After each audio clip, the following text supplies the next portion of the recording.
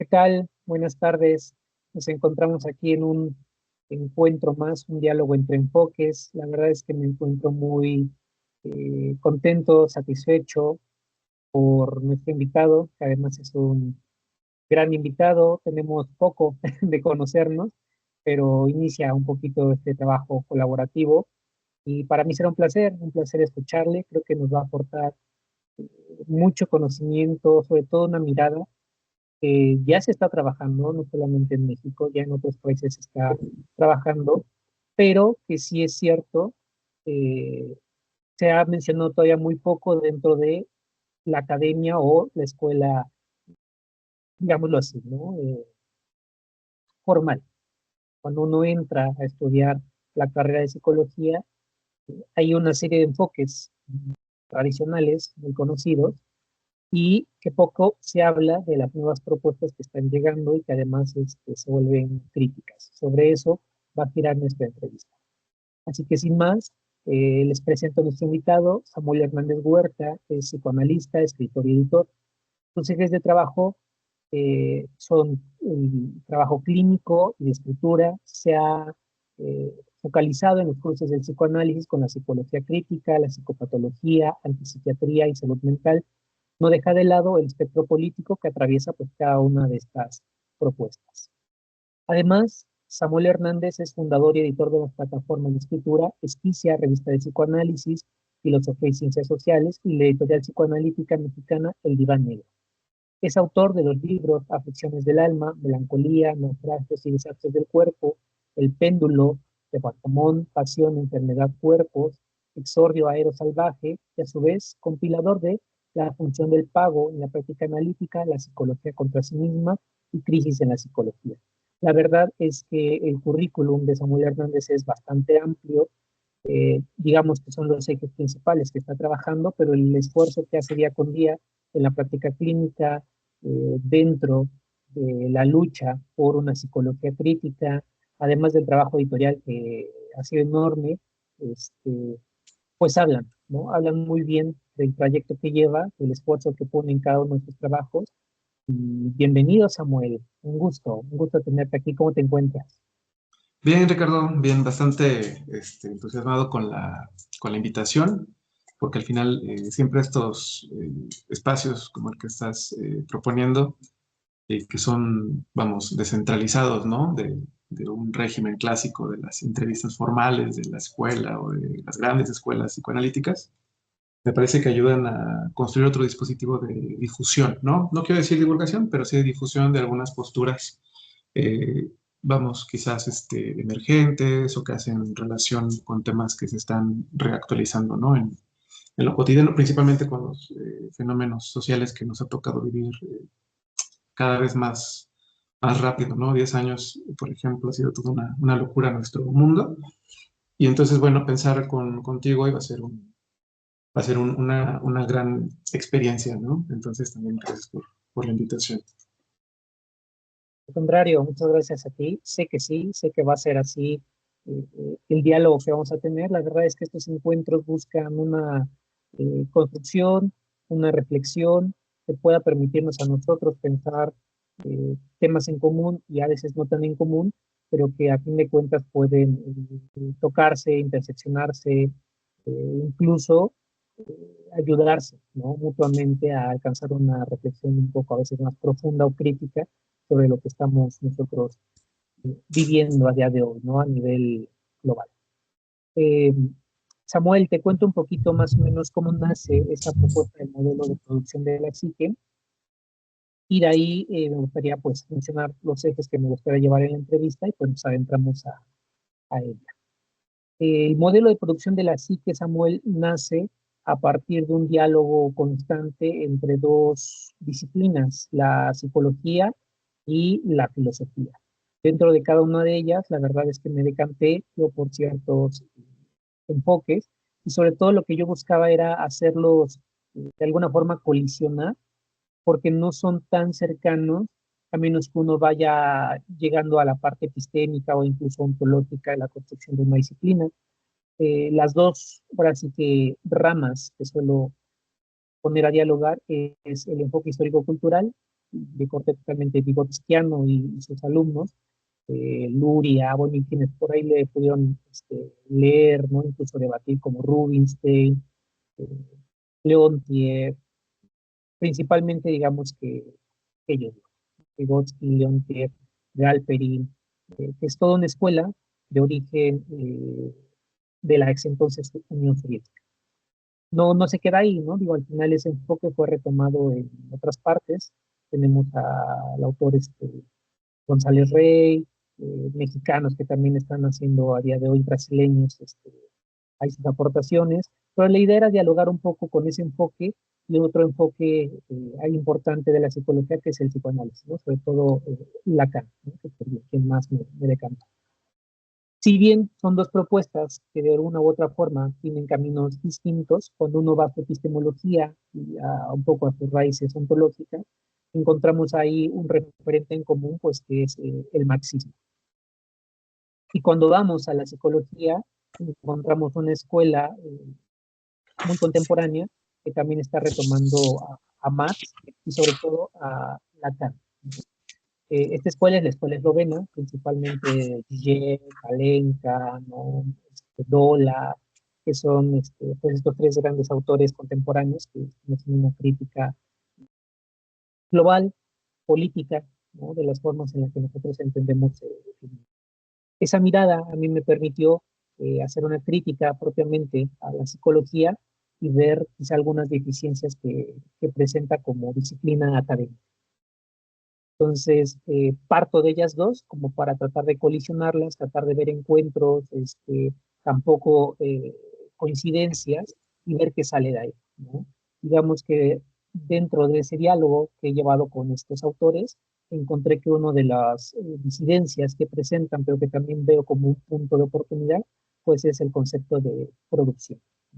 La producción que realizamos en el mundo, que se realiza entre seres humanos, entre objetos, entre sujetos, y al mismo tiempo aquellas producciones que de una u otra forma quedan cortadas a la deriva, ¿no?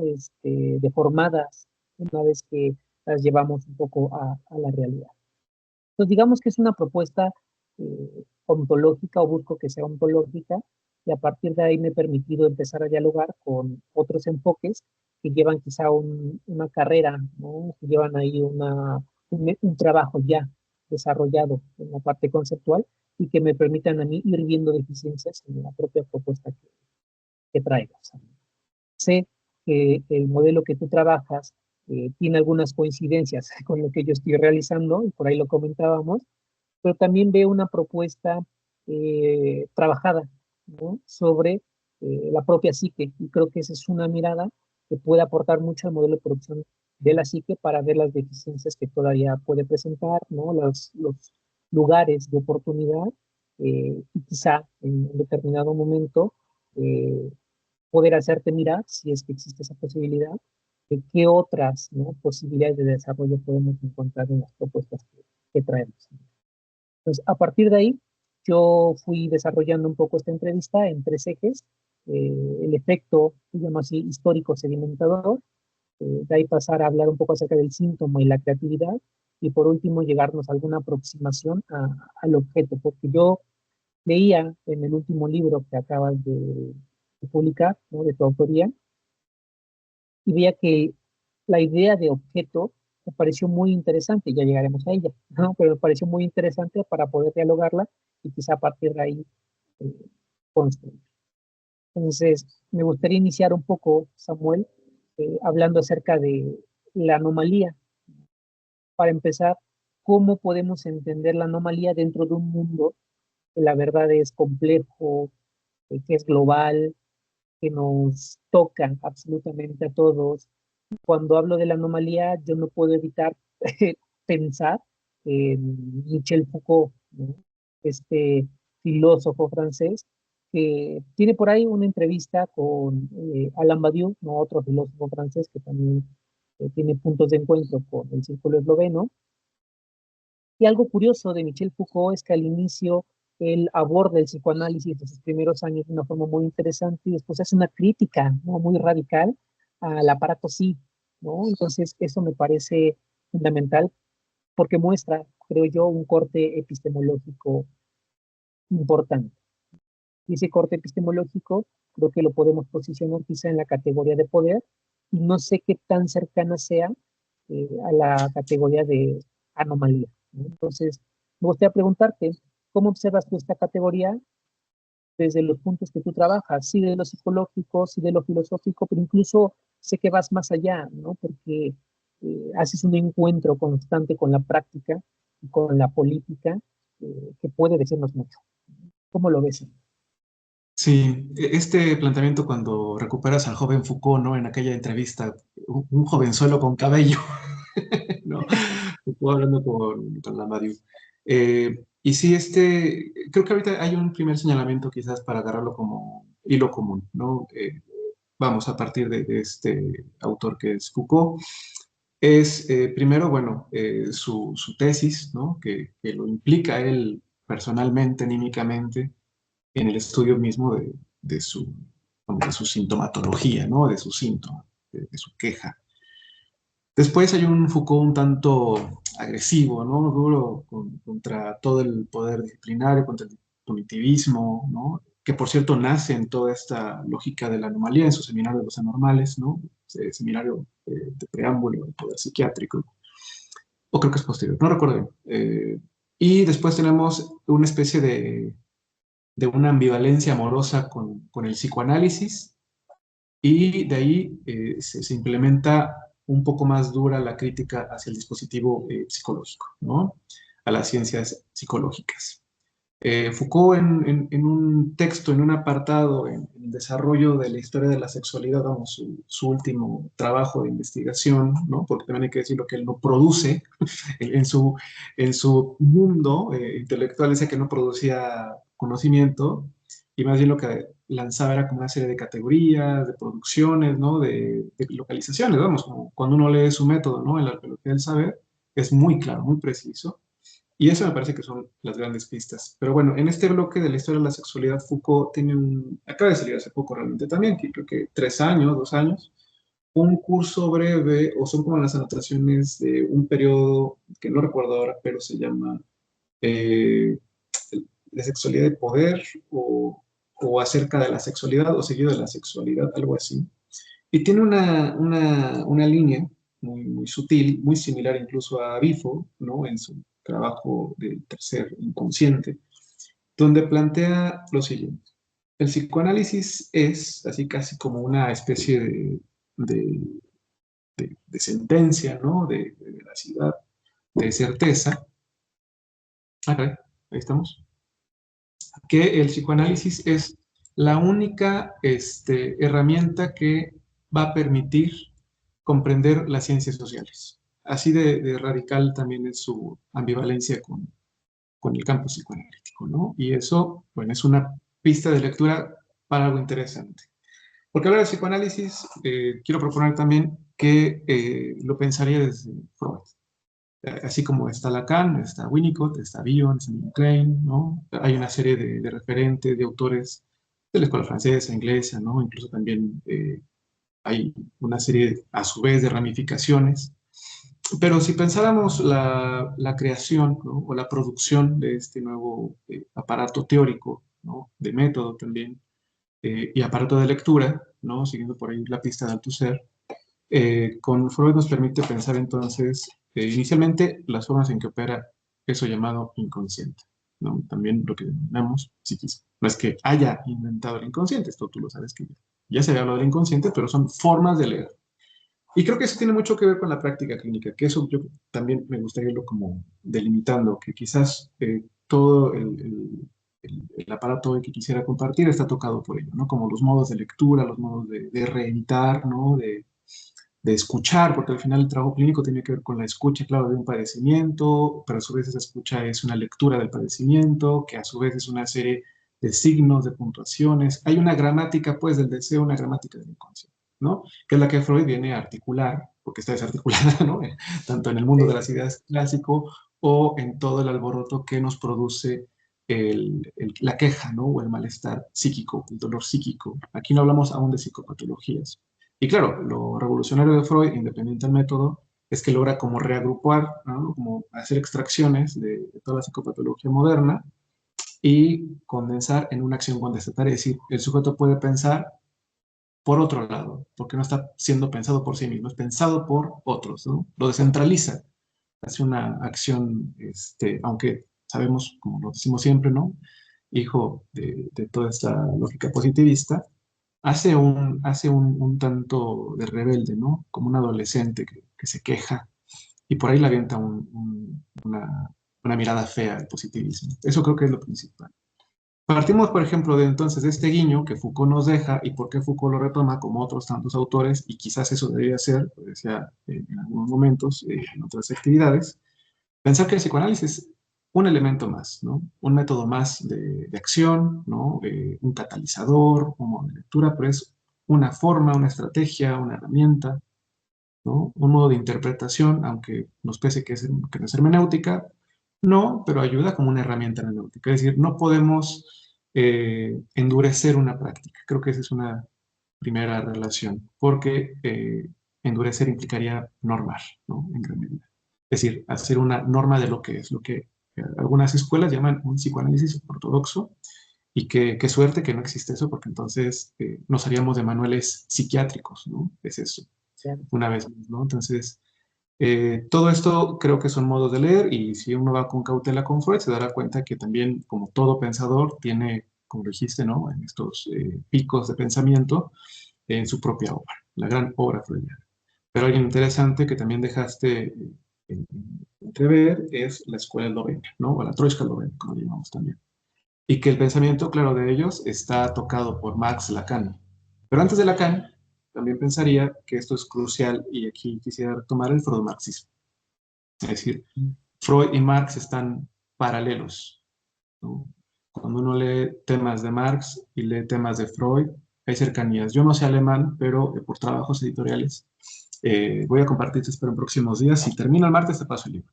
Una gran conferencia pública, por cierto, de Raúl Páramo Ortega, donde habla sobre la relación del marxismo y el psicoanálisis. Y ahí nos vamos a dar cuenta que hay grandes, grandes posibilidades, ¿no? Lacan lo extrae de manera, vamos, más puntual a partir del seminario 17, ¿no? Donde elabora los discursos, donde viene el seminario 5 hablando de la construcción del concepto de goce, ¿no? Un problemático también. La escuela eslovena lo recupera, ¿no? No se habla de Zizek cuando hace como esta contrapartida o parteaguas con su propuesta de la ideología, también, ¿no? Muy importante. Y todo eso, vamos, van haciendo, me parece, desde lo radical de lo inconsciente, ¿no? Porque al final vamos a decir que nuestra bandera, nuestro estandarte es procurar el deseo, ¿no? Y amurallar todas las posibilidades de esto que denominamos inconsciente, claro, con todos los embrollos. Y mencionaste también el tema de lo político y lo social, pues bueno, creo que siempre ha estado, pero en estos tiempos tan fascistas, ¿no? Tan ecocidas, tan cínicos, tan depravados, pero más aún más, y en ese sentido espinosista o espinociano, tristes, ¿no? Es decir, que agotan toda potencia que estamos viviendo de manera acelerada.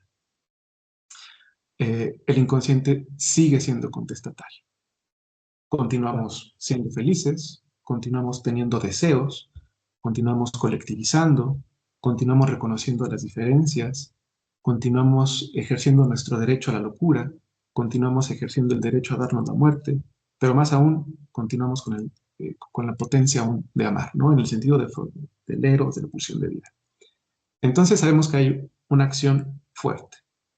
Dijo Berardi, hace poco lanza, no digo hace poco, hace creo que fue 5 años otra vez, esta propuesta del tercer inconsciente. Sabemos que hay varios inconscientes ahora, ¿no? Incluso el que nos plantea Rolnik, el inconsciente capitalístico, el tercer inconsciente, el inconsciente de Deleuze-Guattari, el inconsciente freudiano, el inconsciente del lenguaje que plantea Lacan, ¿no? Más los inconscientes que nos arroja la luz. Es decir, una vez más, hay formas de leer, formas de jugar, hay estrategias que nos indican algo. El inconsciente es casi incapitalizable. Es decir, es lo que queda más lejano de la voracidad del capitalismo, ¿no? Y en ese sentido, si pensamos como en esa clave, ¿no? Una clave de lucha anticapitalista, y nos acompañamos obviamente a los feminismos, ¿no? Los trabajos decoloniales, las teorías críticas, nacientes de la filosofía, evidentemente, pues la filosofía ya está implícita, de los estudios culturales, que es algo que señalaste, y dejamos un ladito la psicología, yo creo que vamos a tener muchas cosas, ¿no? Porque la psicología se ha construido como un aparato ideológico, ¿no? En toda esta vertiente positivista, pero también que ha acaparado en gran medida el discurso, hay que decirlo, estadounidense, ¿no? De evaluación, la psicometría, que tiene efectos claros, ¿no? Sin embargo, la intención se ha construido en ideología. Al respecto, podemos recordar el trabajo de psicología como ideología de Ian Parker, quizás el principal crítico de la psicología, junto a David Pavón Cuellar, junto a Jan de Vos, ¿no?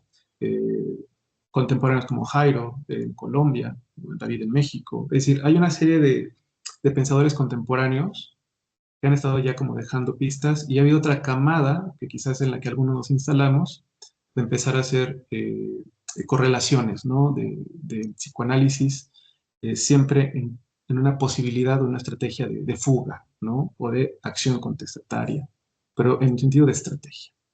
Entonces vamos viendo que estos elementos se pueden ir anudando un poco. Ahora, vengo a dar todo este rodeo para la pregunta, ¿no? Sobre lo anómalo. Si algo nos va a plantear la anomalía es la diferencia con la normalidad. Es decir, el anómalo es aquel que no está en la norma, lo que conocemos. Y este anómalo, siguiendo entiendo que también estás enamorado de Foucault, nos plantea que hay referentes tanto del cuerpo, la sexualidad y el poder, ¿no? Cosas que se tejen.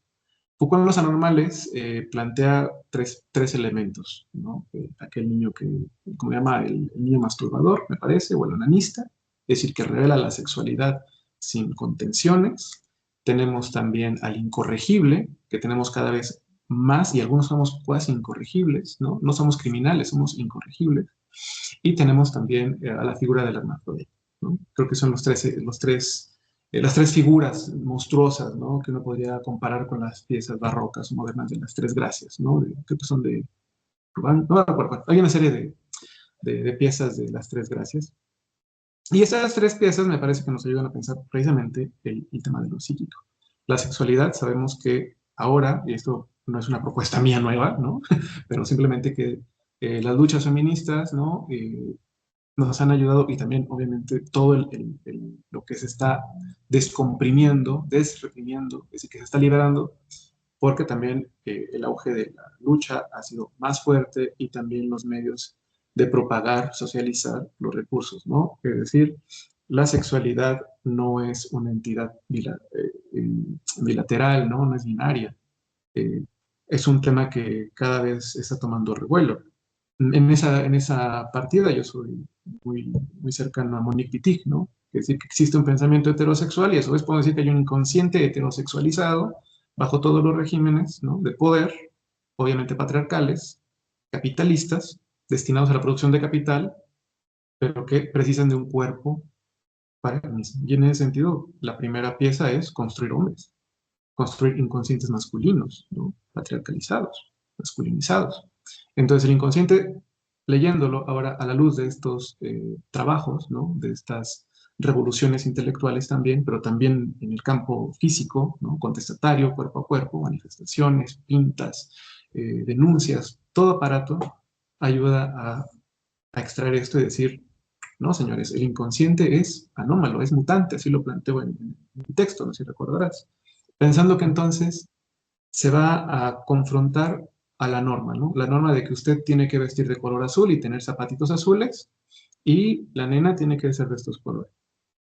Entonces, todo el trabajo de los estudios queer, ¿no? O los estudios lésbico-gays, nos van a ayudar a comprender que no es así. Entonces, estamos en una transición muy importante donde el inconsciente, el psiquismo, es completamente plástico, flexible, mutante, ¿no? Anómalo.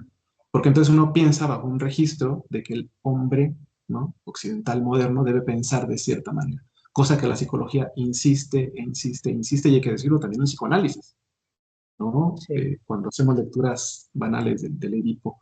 Y en ese sentido, entonces, todo este aparato psicológico funciona como un aparato ideológico y de poder, porque la ideología donde logra tener sus efectos más reales y de afectación anímica, parte por lo psicológico, ¿no?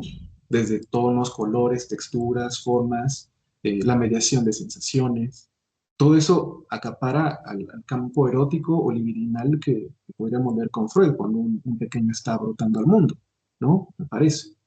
A consecuencia, si hablamos de ideología y de estos estratos, vamos a saber que hay gestos de poder que van produciendo entonces las modas, ¿no? De vestir al cuerpo, de erotizarlo, de hacer un capital del propio cuerpo. Ya no solamente en el sentido de la fuerza de trabajo, sino también de la capitalización del afecto. Entonces, nuestra lucha en ese sentido sería disponer de nuestras fuerzas, diríamos pensar por uno mismo, sentir con otros, es decir, toda la lógica de los afectos, ¿no? Spinoza, los trabajos actuales que plantean políticas del afecto, es decir, los modos de afectación, ¿no? Y de afectar, y de verse afectado y reconocerse afectado por el otro, que son quizás donde podríamos hacer perforaciones en los dispositivos o en las relaciones de poder. Porque hay que también señalar algo que seguramente esto es muy, muy común, pero pensar que el poder en sí no es una entidad mala o negativa, ¿no? Ni opresora. El asunto del poder es el ejercicio mismo que puede producir, ¿no? Puede hacer colisiones, como lo dices también al inicio. Entonces el asunto quizás no es el poder en sí mismo, sino los usos del poder y su relación con el saber, que producen verdad, ocultan verdad y transfiguran la verdad. Ante ello, pues bueno, todo decanta en el cuerpo. Sí, muy bonito teorizar y pensar, pero claro, es como cuando decimos tal, tal y tal cosa y hay una serie de contradicciones que nos condicionan la vida cotidiana, ¿no? El tema de la lógica de la economía, el tema de las lógicas del amor, ¿no? Las lógicas de Eros, las lógicas del odio, porque también hay que decirlo, no todo es amor, también hay que reconocer, y esa es una de las grandes pistas que nos arroja Freud en el sentido también clínico, cuando hablamos de las contratransferencias, que uno también tiene que reconocer esas pulsiones, ¿no? Tanto de autodestrucción, pero también de hostilidad hacia el otro, reconocerlas precisamente para encauzarles quizás a un modo más creativo. Con esto entonces podríamos sintetizar que la noción de anómalo es una de tantas formas que podríamos decir que es donde podríamos jugarnos a la apropiación, ¿no? De nuestro psiquismo y a consecuencia, si seguimos la vena freudiana, de toda su erotización, ¿no? De toda esta erótica del cuerpo, o esta erótica de Eros, como me gusta también decirlo, ¿no? Y esa anomalía no tiene que ver con que uno tenga una serie de desfiguros, para nada, sino configurarse de una alteridad, ¿no? No solamente corporal, sino quizás, voy a poner un ejemplo muy somero, pero en el campo del cuerpo, ¿no? Es que uno se erotice porque le besen el cuello, o lo rocen, ¿no? O que sea coitocentrista, para nada. Uno tiene que reconocer que hay otras zonas de Eros y que hay zonas comunes. También ese concepto me gustaría arrojando. Puntos que son de descanso, de arropo, ¿no? Otros son pasajes. Y también todo eso implica este gran concepto derridiano de la hospitalidad. No sé si me explico un poco la idea que lo anómalo lo podemos radicalizar un poquito para pensar que es una posibilidad de defender, ¿no? Defendernos ante, ahí no recuerdo el nombre de este autor, del imperio de la normalidad, ¿no? Es decir, que por más que luchemos contra lo normal, se normaliza por todos lados, ¿no? Ahora se va a terapia para ser normal, para estar bien. Es el imperativo digital. Sí. Y a veces es preocupante, muy preocupante. Eh, Mencionas algo que me gustaría rescatar y poder seguir tejiéndolo, y es, no es extraño, ¿no? O sea, no es extraño que sea lo psicológico, la psique, el punto de encuentro para normalizar, ¿no? O para depositar una cierta ideología que puede, y tú lo mencionas en el libro, o sea, que puede funcionar para un modo específico de régimen. No es extraño que sea la psique. Y ahí está también la importancia que tú decías, ¿no? De el cuerpo, o sea, ¿por qué el cuerpo es tan importante de disciplinar, ¿no? O sea, ¿por qué el cuerpo es tan importante de llevar, ¿no? A ese modo específico en el que funcione, porque conecta directamente con la psique, conecta directamente la subjetividad que vamos a producir desde ahí para proyectos, sueños, motivaciones, ¿no? Y que después pueden volverse agobiantes, ¿no? Si no entendemos desde dónde empezamos a producirlos, desde dónde estamos situados. Y es complejo, ¿no? Porque coincido contigo, a lo largo de la historia eso siempre ha existido, pero llegada la modernidad, se fusiona, se transforma, a partir de la estructura del capitalismo, quizá por ello, ¿no? La importancia de rescatar a veces a Marx, ¿no? De hacer una relación entre Freud y Marx, entre las lecturas, ¿no? Que pudo retomar Freud acerca de aquello que trabajó Marx, ¿no? Pienso mucho en el concepto del plusvalor, ¿no? Y cómo ha terminado impactando y que sabemos, ¿no? El doctor David lo trabaja, ¿no? Y lo desarrolla bastante bien de esa importancia. Eh, pero bueno, o sea, con esto me quiero preguntarte, eh, porque entiendo que una de las cuestiones que propones es eh, estirar más la liga, ¿no? O sea, para abrir esas rupturas que mencionas y poder hacer algo, ¿no? Con esas formas, esos modos de funcionamiento eh, que transforman lo anímico, ¿no? Antes de llegar ahí, eh, Samuel, ¿qué diferencias, porque para que lo vayan viendo un poquito en nuestra audiencia, qué diferencias eh, podemos percibir entre lo anímico, lo subjetivo y el eros que mencionas? Sí, ¿Cómo lo producimos? claro, tenemos ánimo, es decir, lo anímico, estados anímicos, subjetividad y eros. Eros, ok.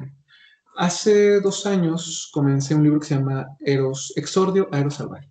Es una serie de ensayos donde trato de leer de distintas formas, como otros tantos que hablamos del amor y de Eros, ¿no? Porque hay que decirlo, no es una novedad, hay que ser humildes, ¿no?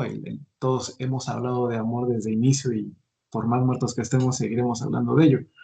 Y esa fue una primera propuesta como un preámbulo a lo que espero, no va a ser este año, va a ser ya hasta el próximo, a lo que me gustaría conceptualizar como Eros salvaje, un Eros salvaje, ¿no?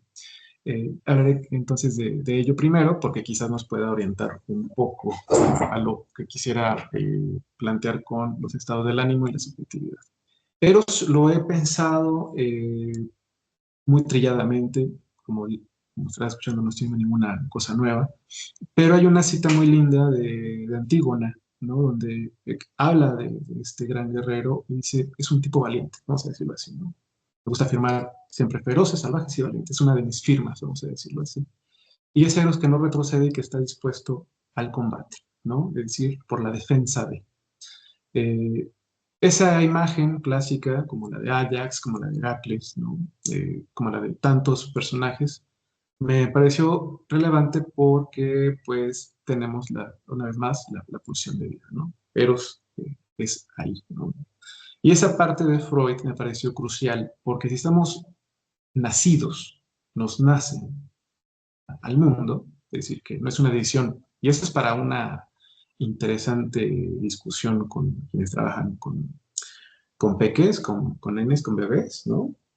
Respecto al sujeto que nace al mundo, o al individuo que nace al mundo, o a este bolo de carne que nace al mundo, pero que lo nace. Es decir, somos el efecto de poder, ¿no? De otros. Y en ese sentido uno tiene, por ahí lo digo, ¿no? O sea, amarra la vida y ya estás dispuesto a sobrellevar esa vida, o también puedes irte por otro lado, ¿por qué no?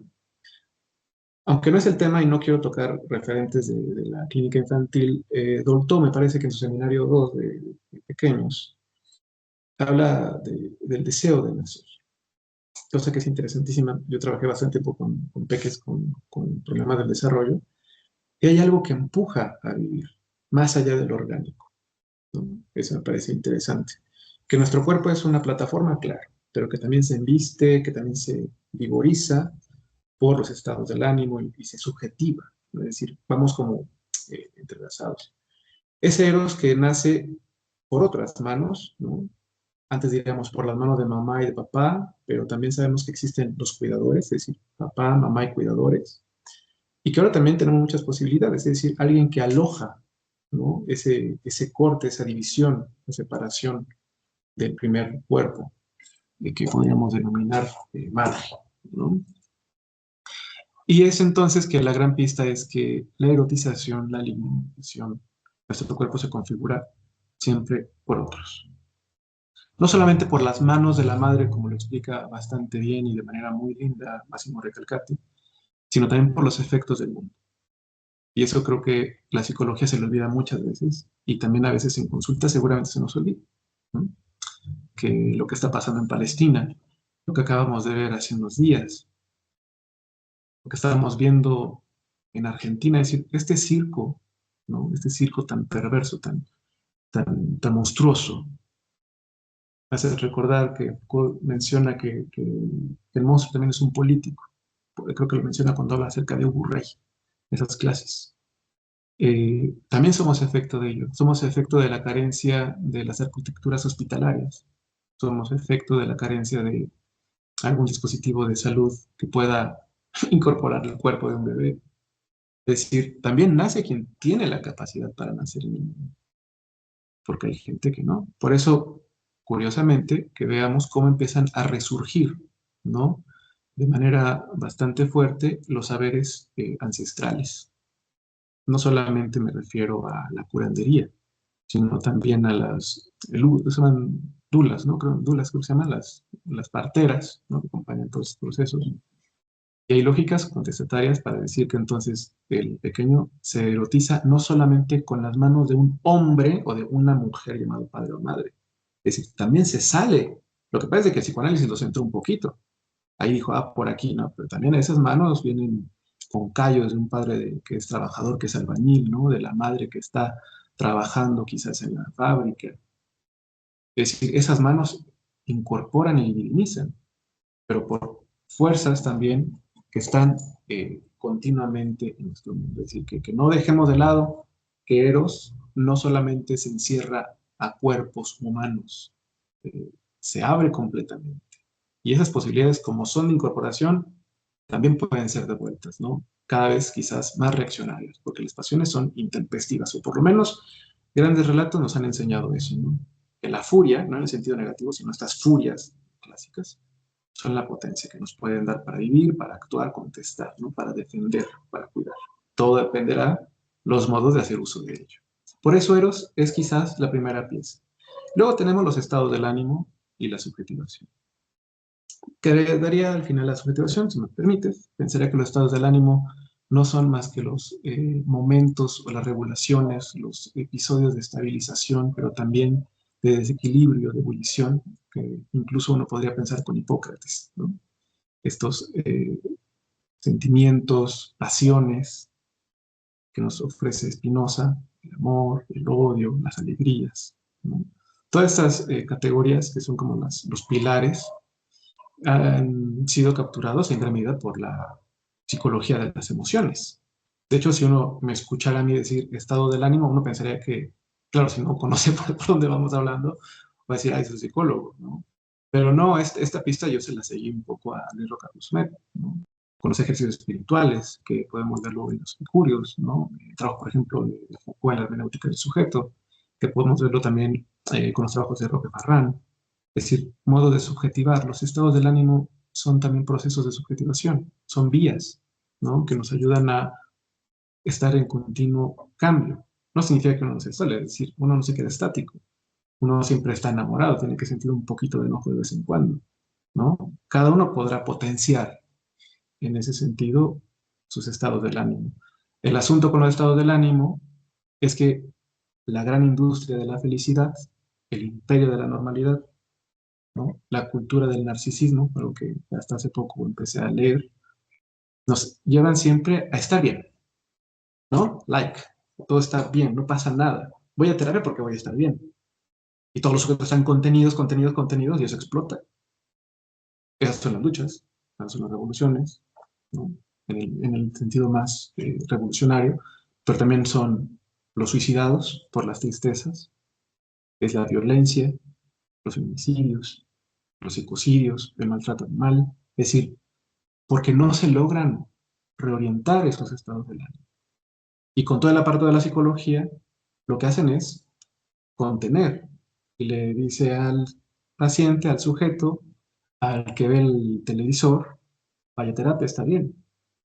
Si hablamos en estadísticas, ha habido una explotación de subjetividades, una explotación del psiquismo. En el texto planteo hay extractivismo psíquico, es decir, hay una extracción de las condiciones del psiquismo para poder ofertarlo y decir, ah, bueno, en 3 sesiones vamos a vender porque el problema que usted tiene lo tiene mucha gente, entonces ya sabemos por dónde es. Vamos a explotar esas minas de deseo y entonces el inconsciente queda regularizado, mercantilizado. Los estados del ánimo psicologizados y entonces la industria de la felicidad, por lo que dice Edgar Cabanas con Iván Lutz, la japicracia, ¿no? Ese concepto tan cool que sacaron hace un par de años también. Entonces tenemos que los estados del ánimo pueden ser completamente agitaciones muy densas y una vez más la psicología logra hacerlo. Y esa es una pista. Claro que contienes porque sabes que es una potencia. Lo calmas, ¿no? Intentas domesticarlo, dominarlo, constreñirlo. Pero no bastando eso, lo metes en un pequeño frasco y lo vendes, ¿no? En una plataforma como Amazon. Libros para ser feliz, ¿no? 10 consejos para X o Y. Es decir, hay una serie de artificios, de estrategias, de técnicas que, vamos al tercer punto, subjetiva. Entonces, todo proceso de subjetivación, y aquí viene la revuelta, que la leo con la lectura tanto de Foucault, de Paul Preciado, quizás francamente por la creatividad, ¿no? De escritura y también de experimentación en él, me gusta mucho, es pensar que, y esto creo que tiene mucho que ver con Heidegger, ¿no? Y con el uso de la técnica. Obviamente también estoy hablando implícitamente de las artes, o los modos de hacer, los procesos de sublimación. Es decir, podemos encontrar muchas pistas, pues. O sea, el asunto es que tengamos una zona común. Y en esto podríamos decir entonces que los procesos de subjetivación, así como funcionan bajo el régimen del poder para subjetivar y organizar, dominar, es decir, tener un autoritarismo psíquico, también podríamos decir que podemos expropiar y recuperar cualquier objeto, noción o estado del ánimo para otros procesos de subjetivar. Todo va a ser, una vez más, con relación al uso, es decir, a la técnica, a la incorporación, en gran medida, de nuestra relación con ese objeto, que es uno de los temas que queremos planteáramos, ¿no? Entonces, la subjetivación puede ser también una gran pista para reincorporarnos, si es que logro entender un poco con esto, ¿no? Pero si partimos del eros, reconocemos que los estados del ánimo pueden ser las potencias, como conocemos emociones, alegrías, es decir, ese reconocimiento que parten de un nacimiento de eros, ¿no? Esto, bueno, se puede escuchar, constatar, leer bastante en las historias clínicas de la infancia. Incluso uno puede pensar en la infancia y es donde se puede quedar alojado en un porvenir o hacerse la vida de cuadritos, ¿no? Completamente. No salir de ese dolor de la infancia. En fin, o sea, hay muchas posibilidades que van a ser, aquí pensaría también con este concepto de producción, de producir creativamente un futuro distinto, no exiliado de su condición de nacimiento, o también siguiendo a Gamben en el concepto de improducción, ¿no? Claro, lo plantea para decir, no hay producción de capital, más bien hay un sentido de creatividades, ¿no? Que quizás también esa es la pieza, ya no hablar de producciones, lo que hubo quizás todavía hasta hace unos años como esta palabra, ¿no? Pero va a empezar a tomar fuerza la palabra creatividad. Por ejemplo, Fernanda Magallanes creo que habla de la creatividad en Sueros Violeta. Ella también habla de Eros, ¿no? O Bifo Berardi habla que el psicoanálisis, lo plantea, me parece que en el capítulo 4 o 3, no recuerdo bien, quizás la enmienda tendría que ser que la cura analítica, y esto es cierto, ¿no? Lacan lo plantea, por ejemplo, con todo el asunto del Santum, ¿no? El asunto Joyce. Son formas creativas de hacer con el síntoma, porque las formas drásticas, ¿no? Por ejemplo, una melancolía, una esquizofrenia, un dolor, a veces no se curan, no se quitan, ¿no? Se extraen, no es como si fuese algo, y más bien funcionan como un modo de defensa, como una patita para que uno ande mejor. Y entonces son modos creativos. ¿no? Y esa es una palabra que puede atravesar completamente el sentido de la producción y del dominio de subjetivación. Y que uno diga, a ver, bueno, está padre lo que tú quieres, pero yo quiero subjetivarme de otro modo, ¿no? Oye, qué bonito objeto, pero no me sirve para eso. En México lo tenemos en un nombre muy claro, quizás. Y bueno, quienes sean pulcros en los temas y que escucharán cada barbaridad que estoy diciendo, Levi Strauss diría que es un bricolaje, ¿no? Pero aquí en México decimos, hacemos la mexicana. Las cosas que no tenemos, agarramos nuestros recursos alrededor y solucionamos, ¿no? Resolvemos. Se le atiende a la falla y funciona. México tiene esa palabra, ¿no? Hacemos la mexicanada, que suena como un tanto extraña, pero sabemos que en un sentido es así como más peculiar. Es un modo de hacer con lo que hay alrededor. Es hacérselas con lo que uno tiene a la mano. Y entonces el objeto cambia de forma. Lo que era dejó de ser para tener otro sentido. ¿Qué es lo que hace un pequeño cuando juega seguramente con algún objeto y lo transforma en un animalito, en algún juguete de su elección, ¿no? Pero ¿qué tanta diferencia nos sucede también con los estados del ánimo, con los afectos? Es decir, hay posibilidades siempre y cuando podamos crear las condiciones de posibilidad. Pensaría en síntesis como para comentar algo de esos tres tópicos. Claro, claro, y me parece además relevante, ¿no? Eh, Haberlo visto como tú lo distingues, ¿no? En esos tres momentos, porque, pues lo comentamos en algún momento, esos puntos, ¿no? Que se mencionaron, esos espectros, esas gamas de las que hablaste, en muchos momentos se cruzan, ¿no? Se tocan, se interseccionan, se narran, eh, y sobre todo si empezamos a hablar e introducir otros elementos como es la idea del deseo, ¿no? El síntoma, pero me gustaría ya irlo ligando con nuestro segundo apartado, que es del síntoma a la creatividad, justo porque mencionabas tú a la creatividad, ¿no? Eh, desde esta mirada, ¿no? Yo retomo mucho, sobre todo a Lenka, porque me parece un poco más precisa que en algunos momentos que el propio Zizek, aunque ella refiere haber tomado elementos de él, en esta idea del inconsciente, ¿no? O sea, el inconsciente desde acá se mira como, pues no como lo que está en el sujeto, ¿no? Y lo decías en algún punto, eh, hoy día y desde hace mucho se va, ¿no? A terapia, se va a clínica esperando normalizarse, ¿no? Es decir, me encuentro mal y busco una normalización y Alenka juega mucho con esta comicidad, ¿no? Hay uno de los chistes que ella cuenta que me fascina, esta idea de el hombre que piensa que es un grano de maíz, ¿no? Y lo internan y trabajan con él para hacerle creer que no es un grano de maíz, que es un hombre, ¿no? Y ya él decide, bueno, ok, es cierto, tienen razón, no soy un grano de maíz, soy un hombre, y le dice, bueno, estás dado de alta, sale del psiquiátrico, se encuentra con una gallina y regresa corriendo, ¿no? Y dice, es que me va a comer la gallina, pero si usted ya sabe que no es un grano de maíz, sí, pero lo sabe la gallina, ¿no?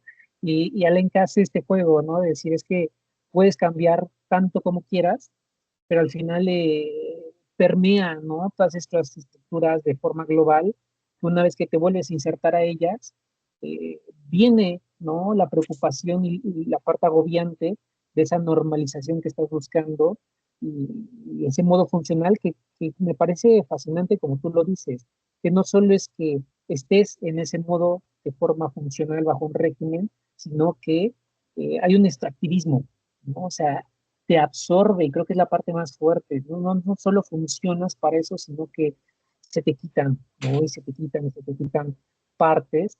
Eh, y con esto yo quiero llegar también a un punto que tú llegaste a distinguir, ¿no? En tu texto. Y es, ¿qué distingue una verdadera revolución anímica? Y me gustaría que me hablara del concepto de revolución, o sea, ¿por qué es tan importante ese concepto de revolución anímica? Quizá de un simple ajuste subjetivo al orden existente, ¿no? Es decir, eh, ¿qué es lo que hace que la creatividad permita un modo distinto al régimen, ¿no? Que estamos viviendo y que no sea solamente una trampa, ¿no? Ahora sí, como diría Zizek, ¿no? Que no sea una fascinación, ¿no? Y que vuelvas a insertar en otro modo existente de producción eh, que permea esto. Sí, yo creo que respondiendo así de primera, lo que podría funcionar es el Eros, una vez más, insisto con eso.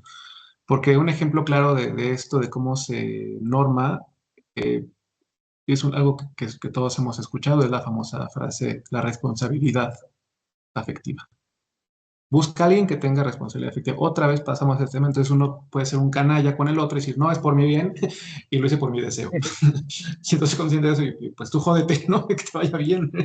Soy responsable de eso. Es también lo que pasa en la responsabilidad subjetiva del psicoanálisis, principalmente, que se ha malinterpretado.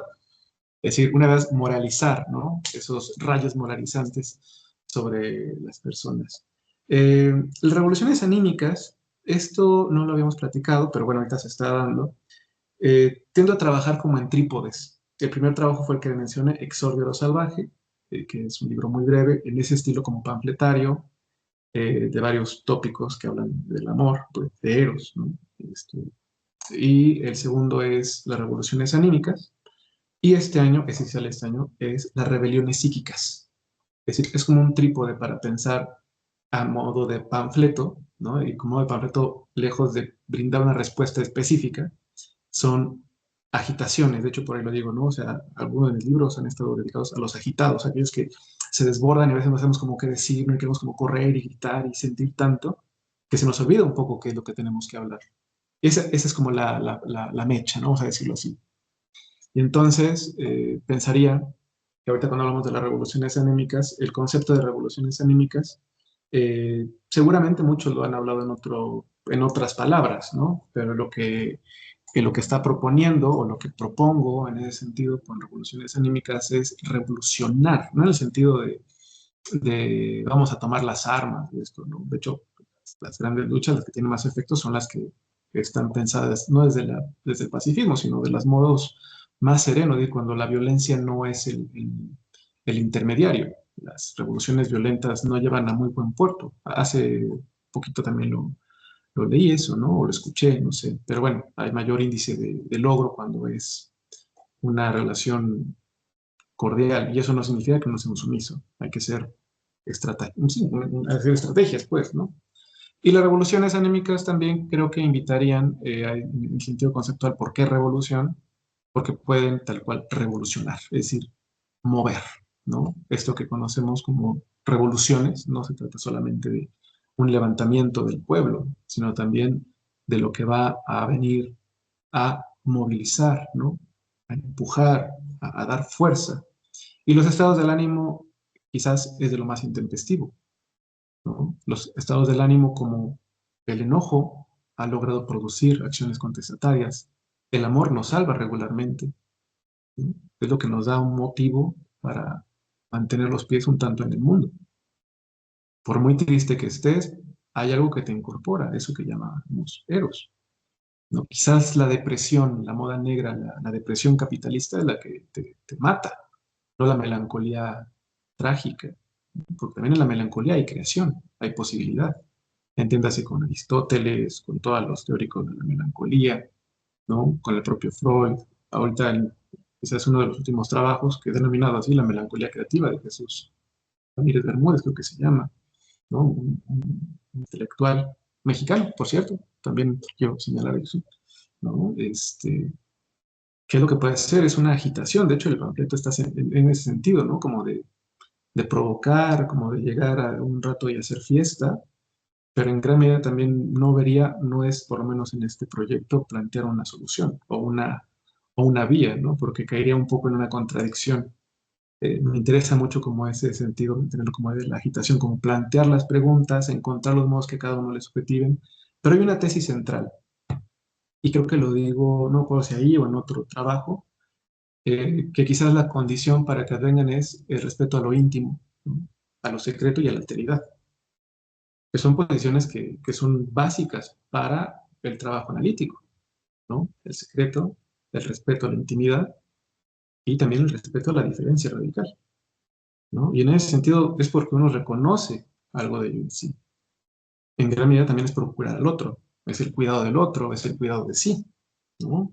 La Quimeleya, la noticia todo, que nos plantea Foucault también, los trabajos, por ejemplo, de Elena Bravo y con el trabajo de la cuidado de sí como genealogía del psicoanálisis, el trabajo de sí, de los trabajos de los ejercicios espirituales, que está ahí Luis Roca Husmet, y también está Roque Farrán, ¿no? En la filosofía, Luis Roca Husmet en España, Roque en Córdoba, eh, Elena en México.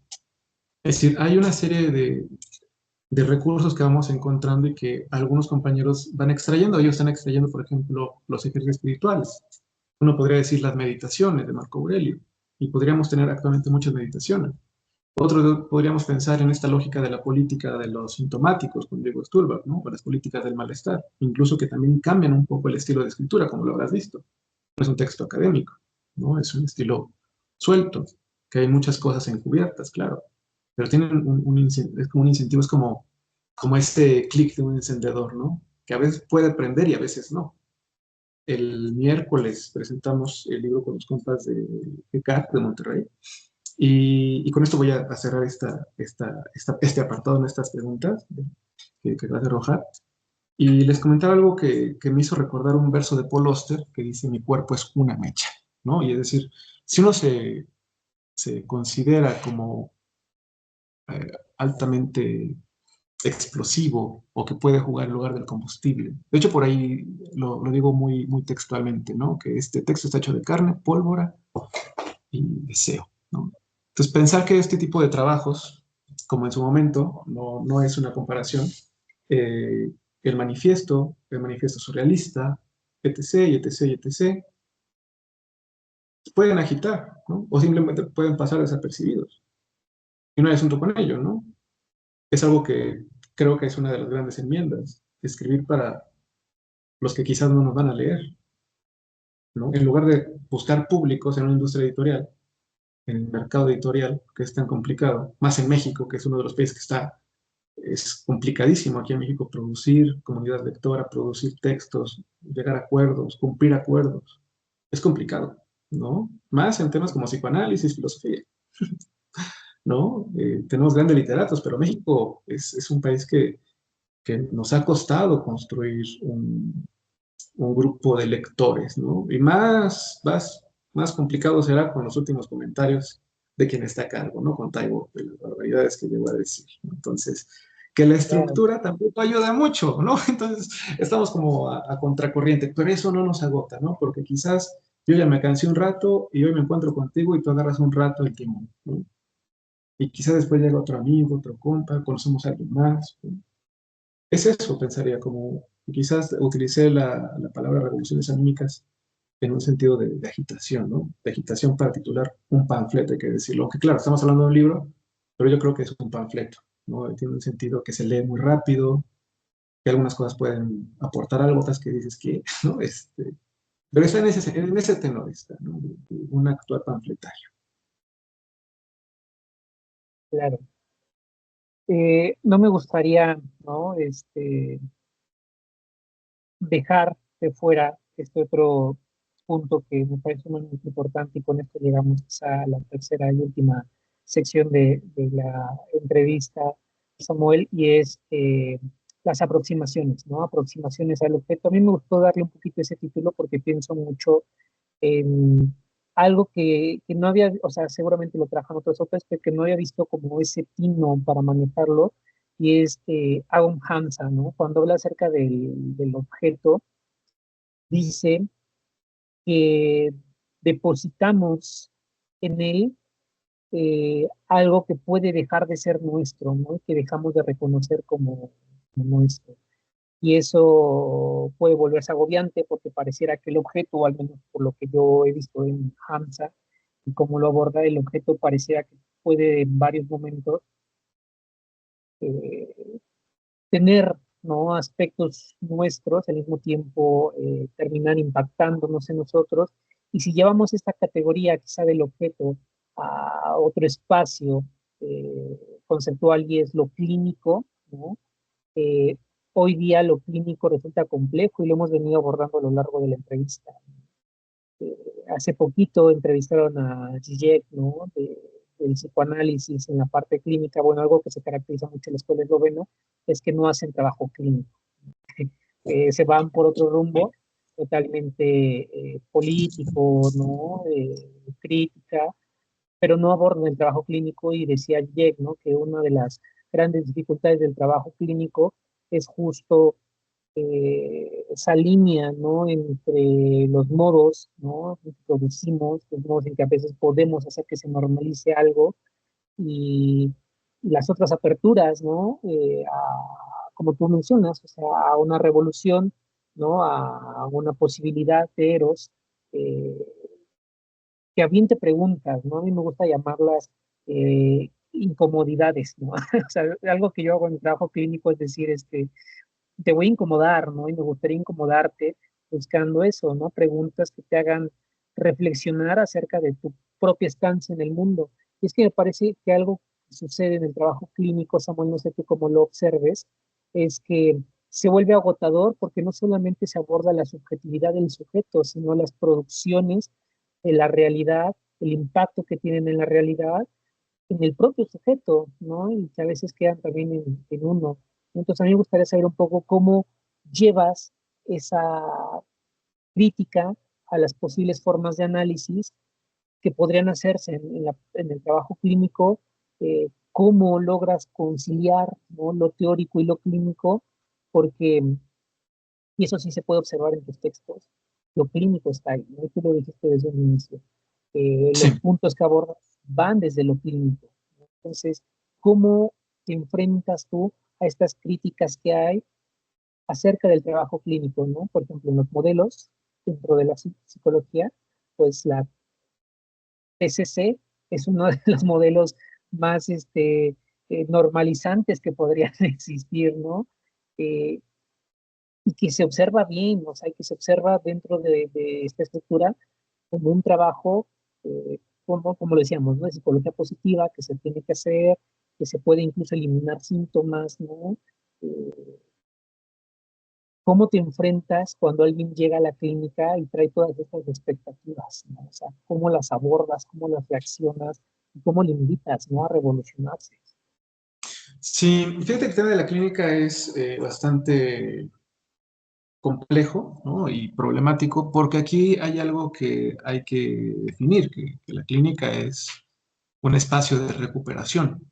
Así lo podría primero plantear, ¿no? Pensar que la clínica, desde mi parecer, eh, y dejando un poquito de lado su etimología, es un espacio de recuperación que precisa de una hospitalidad y de un método, ¿no? Es decir, la clínica tendría como esa generalidad, ¿no? Mega amplia y quizás ahora ambigua nada más por decir esas palabras. La crítica a la clínica creo que también sería un tanto complicado porque podríamos decir que una cosa es la psicología y los formatos de la psicología, pero quizás si le ponemos un poquito más de picante al asunto y nos centramos en el psicoanálisis ha caído también en una psicologización, ¿no? De hecho, el trabajo que hace Robert Castell, ¿no? Con el psicoanalismo, el poder, o el trabajo de Leon Rosinger, ¿no? El individualismo burgués y Freud, creo que se llama así el libro, o los trabajos de la antipsiquiatría, o los trabajos, pensaría, del marxismo, vamos, como antesalas de una crítica al propio psicoanálisis que se ha aburguesado, que al día de hoy, claro que está aburguesado, ¿no? No podemos negar eso, que de entrada el primer trabajo clínico es porque alguien tiene la condición económica para costear un tratamiento que no dura un mes ni 2 meses, ¿no? Yo creo que quienes tenemos pacientes analizantes eh, son tiempos largos, me refiero más de un año mínimo, ¿no? Que también tendríamos que plantear los tiempos, ¿sabes cuánto dura un tratamiento? Es decir, parte todo del método y la técnica. A partir de eso, la lucha, ¿cuál sería? Yo creo que hay dos pistas. Una es con Freud, es decir, la relación contratransferencial, y secundaria a Freud, dije que no iba a hablar de Lacan, pero bueno, no por si lo dije o yo lo pensé, no quería tocarlo, pero el tema de la dirección de la cura, ¿no? Es decir, los principios del poder que uno tiene. Uno tiene que reconocer que tiene poder, no hacerse la oveja blanca y decir, no, yo te estoy aquí por Dios. No, realmente es que estoy aquí porque es un trabajo, ¿no? Y porque ese trabajo es en comunidad, ¿no? Porque somos una clase obrera. De hecho, te va a pasar un libro, fíjate, No te lo pasé. El último que publiqué con dos compas, que es el de extimidad, contrapuntos, aburguesamiento en la práctica analítica. Bien, me acuerdo cómo se llama el libro. Bueno, ahorita hablamos de eso. Ahí hay un ensayo que se llama Obreros del Inconsciente, vamos a decir, para pensar que el trabajo del psicoanalista o del clínico, como para tratar de difuminar estas categorías, podemos pensar como un obrero, ¿no? Es decir, que trabaja también con su fuerza, ¿no? Y que su labor está en esto que conocemos nosotros en psicoanálisis como inconsciente. El asunto cae en algo que no hablamos hoy, pero que estuvo implícito, que es la ideología, como tú bien lo sabes, ¿no? Es decir, hay algo que no lo estamos diciendo y es que hay una ideología psicoanalítica, ¿no? El psicoanalista tiene un cierto cliché. Traemos saco, grises blancos, pero es un saco, lentes, ¿no? Es como ahora también se habla de la canesa Ahorita y nos muchas... combinamos. Sí, le digo a una persona un poquito antes de entrar, le dije, tengo el fetiche raro de ponerme de vez en cuando el disfraz de psicoanalista, ¿no? Ah, mira, te presento a Sócrates, A ver, un amigo. gusto, espérate. Este, creo que hay que debatir esas ideas, ¿no? Y que aquel que está involucrado, psicólogo, psicoanalista, psiquiatra, que no quiera ver lo que está pasando alrededor, está íntegro como un cómplice más de las atrocidades, ¿no? No se trata solamente que se cure con un análisis propio, con una supervisión. También hay que estar al tanto de los efectos mediáticos. Seguramente hay algunas historias de las noticias que a ti te tocan más y a mí me tocan más, ¿no? Por ejemplo, yo no me gusta ver, por ejemplo, continuamente las noticias de Palestina, ¿no? Los bombardeos. Me entristecen porque hay una impotencia, ¿no? Pero, por ejemplo, me fascina ver las noticias o los pequeños clips que son alegres. Ay, rescataron un perrito, México le puso o acordonó la zona para que, no recuerdo qué especie es, llegó a dormir a la playa, pidieron que no lo molesten, que lo dejen. Ese tipo de gestos me agradan, ¿no? Rescataron un perrito, ese tipo de cosas tan cotidianas a mí me gustan. Le ayudó a pasar la calle. Ese tipo de cosas me parece que devuelven un poco al aire, ¿no? Dentro de todo el humo que se levanta con las guerras. Y eso creo que es una labor del psicoanalista. Tiene que tomar una posición, reconocerse que, que hay una posición política. Y a muchos les cuesta, ¿no? Decir o tomar partido. Porque hay también una gran crítica y de hecho Rebeliones Psíquicas va a estar, no, perdón, el libro de Otto Gross que estoy trabajando, ese sí es un libro más formal y académico. La introducción estoy pensando en responderla a aquellos amigos, que son muy buenos amigos, les tengo mucho cariño y son geniales, son de la vieja escuela, lectores profundos de la obra de Freud y de Lacan, pero brutalmente profundos. Y hay cierta generación que dice que el psicoanalista se tiene que quedar ahí, o sea, que el psicoanalista es el psicoanalista, punto. No hay como punto para hablar de otros temas. Y está bien, pero a mí no me interesa eso, a mí me gustan otras cosas y lo estoy haciendo, ¿no? Como otros, como otras, como otras. Porque entonces, si partimos de la idea inicial, que el psicoanálisis es un método de lectura, una herramienta, una aportación para estrategias de lucha, una estrategia para leer el síntoma social, ¿no? Me parece que ayuda también a descomponer la ideología, que esa es la parte, por ejemplo, que podemos recuperar con el TUSER, principalmente. Todo ese trabajo, por ejemplo, de ideología y psicoanálisis, lo trabajan muy bien en la Universidad Michoacana, con el trabajo que ha venido legando David, ¿no? Y personajes, por ejemplo, ahora digo personajes en el sentido intelectual que van haciendo, ¿no? En el nuevo doctorado, quizás Rigoberto es de los que le he leído bastante, y es un gran amigo, es un tipo muy genio. Eh, Están los profesores, algunos profesores, pero se incentiva a luchar contra la ideología. El psicoanálisis puede ser un descomponente, ¿no? Si me permite esa expresión, de la ideología. Pero no pasa exclusivamente por el linaje de que ya me psicoanalicé, entonces ya funciona, no es una experiencia empírica. Pasa por otro circuito, otro circuito, fíjate, circuito es como de corte, ¿no? Circuito, quiero decir, circuito que corta la ideología, ¿no? Y entonces permite que el sujeto pueda subjetivarse conforme a sus deseos y carencias, conforme a sus pulsiones. Y esa es la labor que quizás el psicoanalista o los psicoanalistas a veces fallamos. ¿Y cuál es el ejemplo de esto que verifica que fallamos? La explosión por la demanda de terapias alternativas, porque también hay que decirle a mucha gente que en un momento llega con el psicoanalista buscando psicoterapia. Y me dice, hola, buenas tardes, que alguien demande análisis es muy específico, pero lo voy a decir nada más de manera general. Es muy distinto, por ejemplo, en ciertas ciudades. Hay territorios que marcan también el auge. Depende también en dónde te muevas. Hay gente que estamos nada más en el ámbito psicoanalítico y sabes que es más posible que alguien demande un análisis o que sepa, oye, me gustaría tener una entrevista para ver si puedo comenzar un análisis contigo, a que alguien llega, no sé, en otra zona donde no está tan involucrado en el psicoanálisis y busque una psicoterapia. No por eso le cancelamos, ¿no? En mi caso es más el psicoanálisis. Y en ese sentido, entonces, los sesgos son amplísimos.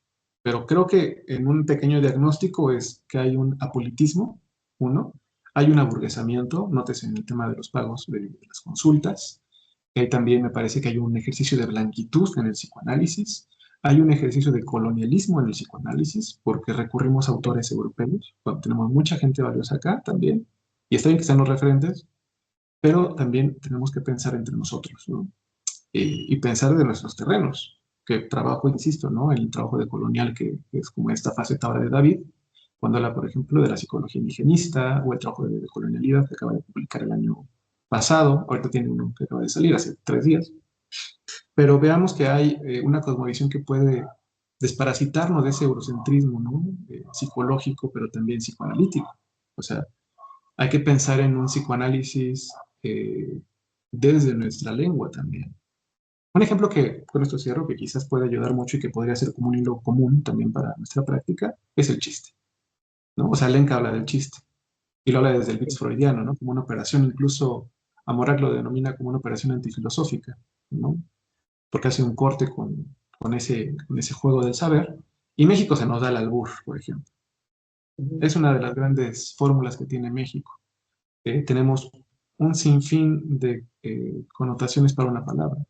Nuestro lenguaje es muy rico, ¿no? Nuestros modos de hacer lenguaje son muy creativos, ¿no? Es divertido, es gracioso. Falta un acento, un chiflido, una entonación para saber que el tono cambia. Creo que son de las posibilidades que la clínica tiene que voltear a ver a su propia tierra, ¿no? Y es un ejercicio que no está peleado con el psicoanálisis. Pero pensemos que entonces, si operamos bajo pura lectura de X autor, que seguramente va a ser francés, o estadounidense, o europeo, que entonces nuestro modo de transmisión es para un inconsciente o una forma inconsciente de los modos de vida de cierta persona. Aunque hay herramientas, sí, pero muchos casos, por ejemplo, parten de cosas más comunes, ¿no? De problemáticas quizás más sencillas. Y eso también va a depender mucho de qué consultantes tienes, ¿no? Hay que decirlo, de qué tipo de clase social llegan. No es lo que alguien llegue de la clase alta, porque eso implicaría un lugar de donde consultas, cuánto cobras.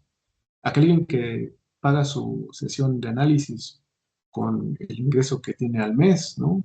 Después de una reforma a nivel nacional. Y es la posibilidad que tuvo para ingresar a un tratamiento. O alguien que puede pagar una cantidad un tanto alta porque tiene las condiciones económicas. Eso incide. Y eso incide porque incide en la labor, ¿no? Del padecimiento. O sea, todo esto, insisto, si estamos dispuestos a escuchar los efectos, ¿no? Del capitalismo que decantan en la neurosis, que es como al final un resumen, ¿no? De toda la línea del marxismo e incluso del psicoanálisis de Freud. Freud no lo quiso ver, ¿no? Pero pues dejó las pistas. Otto Gross, que fue el preámbulo de Marcuse, de Wilhelm Reich, ¿no? Lo señalaba muy bien. El asunto es el poder, el asunto es el poder patriarcal, el que no neurotiza, ¿no? En la infancia. El problema es la represión sexual. Y esto antes del malestar en la cultura. Es decir, ya había, pero curiosamente lo voy a decir como un guiño para dejarlo como spoiler de algo que estoy trabajando, por eso lo tengo fresco, es que Otto Gross estaba cercano al comunismo, al anarquismo, al matriarcado, ¿no? A la bohemia, a la poesía, y nunca se enganchó con el psicoanálisis. Algo interesante es que él debatió y que incluso con Jung fue quien lo interpelaba, y que fue entonces que Jung viene a tronar todo, ¿no? O sea, Jung lo dice casi, casi así, ¿no? Me sentí analizado por él, cuando él se supone que iba a analizar a Otto Gross, ¿no? Claro. Entonces, esas acciones, me parece que de la historia del psicoanálisis, nos hacen ver que hay que girar un poquito, ¿no? El asiento del consultorio que está atrás del diván y ver que también hay estallidos sociales, que no todo se cierra el problema en la puerta, porque abrimos la puerta, se va el paciente y chao, ya que se ha subido. No, hay cosas que están afectando. Por eso yo en algunas cosas y con algunos temas clínicos de algunos pacientes, sí está abierto. Si hay algo que sucedió, ¿no? Por ejemplo, que alguien esté como afectado por cierto tema o noticias, porque tengo pacientes de una ciudad un tanto hostil, y aparece un sueño, y si hay posibilidad, lo hablamos, ¿no? Porque eso, hay incidencia en el psiquismo. Por ejemplo, en Sinaloa, ¿no? Es una ciudad muy violenta. Les decía eso también, es muy distinto los temas clínicos que suceden en ciudades del norte como la ciudad más tranquila del país. Y eso es importante señalarlo, porque entonces también si hay asuntos que están marcados, ¿no? Por nuestras condiciones, no solamente de clase, sino nuestras condiciones como sujetos que están en un relajo mundial, ¿no? Esto lo decía muy bien Basaglia con el título de su libro, ¿no? La condición de ser loco y pobre. La gente que se neurotiza mal, la que padece mal la vida, es la clase obrera, la clase baja. No alcanzamos para llegar a fin de mes, no alcanzamos para tener la despensa, no alcanzamos para esto, no alcancé para los útiles, no alcancé para pagar la escuela, no alcancé para las medicinas. Que México tiene un tema tremendo con el estrés laboral, por ejemplo, y que de ahí derivan un montón de enfermedades ya que decantan en el orgánico, hipertensión, diabetes, ¿no? Le quieren poner nombre de burnout, pero es un estrés de explotación laboral. Pienso por ahí algunas pistas, algunas coordenadas de lo que yo podría compartir, ¿no? Pero creo que todo trabajo clínico también, que eso es lo último, tiene grandes posibilidades siempre y cuando esté dispuesto y se comprometa a tener un estilo propio. Es decir, que cada uno en su espacio de trabajo tenga un estilo. Y de ser un estilo implicaría que tiene una singularidad, ¿no? Que no replica el gesto, la palabra de quien enseña. Ese estilo es lo que puede darnos una posibilidad de diferenciación entre la psicologización del psicoanálisis, me parece. Híjole, Samuel, nos quedan preguntas, ¿no? Y diálogo en el tintero, pero creo que eso también es lo bonito de estos encuentros. eh, Te ponen un granito para seguir, ¿no? Construyendo, encontrando puntos. Y yo te agradezco mucho, ¿no? Y me parece además un lindo cierre, ¿no? Creo que cuando uno empieza su desarrollo académico, ahí hay un imaginario, ¿no? De decir que la práctica clínica, la práctica educativa, en el ámbito en el que te muevas, tiene que tener eh, como una serie de puntos, ¿no? A los que debes de cumplir y que se deben de hacer tal cual, ¿no? Eso que tú mencionas acerca de la singularidad, ¿no? Eso que tú mencionas acerca de tener una práctica y ser, y que va acompañado, o sea, creo que eso es lo más hermoso, que tiene que ir acompañado de una fuerte postura política, epistemológica, que guíen, ¿no? Esa singularidad que vas a tener en tu práctica clínica o en tu práctica profesional, humana, en fin, hace, ¿no? Que estas revoluciones puedan aparecer y sean un centro, ¿no? Un centro de impulso para seguir, y tomo aquí que sea un concepto del sesgo cultural, potenciando el desarrollo, ¿no? Y creo que eso es maravilloso. Yo te agradezco muchísimo, Samuel, por la oportunidad de poder dialogar en este encuentro y con la puerta abierta, ¿no? A que podamos seguir dialogando en otros momentos sobre muchos puntos, ¿no? Que quedan aquí a desarrollar, pero gracias, te agradezco mucho por este bello encuentro. No, pues a ti por considerar invitarme. Espero que, bueno, de lo que algo que hablamos juntos, pues tenga resonancia en otros compañeros y camaradas, ¿no? Para la vida, ¿no? Si trabajan clínicamente, si escriben, estudian, vamos, al final todos vivimos en el mismo planeta, ¿no? Claro. Sí, ¿no? Sí, sí, sí, no, no hay escapatoria. Sí, Estamos vivimos, aquí. vivimos tenemos que aprender a convivir con el otro, ¿no? Y ayudar, ¿no? Esta idea del apoyo mutuo de Potropkin, por ejemplo, también pensaba mucho, ¿no? Que es una de las pistas que podría como incomodar al lado blanco del psicoanálisis, ¿no? En ese guiño a Bolívar de la blanquitud, pero hay que ver a la izquierda, ¿no?